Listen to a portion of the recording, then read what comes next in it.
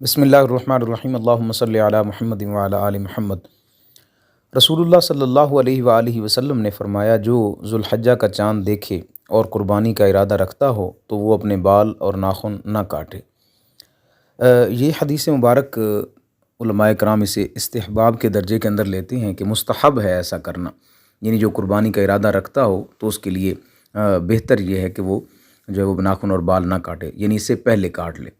میرۃ المناجی میں ہے کہ جو امیر وجوباً، یعنی جس کو واجب ہے قربانی کی جو طاقت رکھتا ہے، تو وہ جو ہے وہ اسی انداز سے اس مستحب پر عمل کرے، اور جو قربانی نہیں کر سکتا تو وہ بھی اسی انداز سے ناخن اور بال نہ کاٹے۔ تو اس کا ثواب کیا ہوگا؟ فرمایا کہ حاجیوں کے ساتھ مشابہت کی وجہ سے رب تبارک و تعالی ممکن ہے اسے قربانی کا ثواب عطا فرمائے۔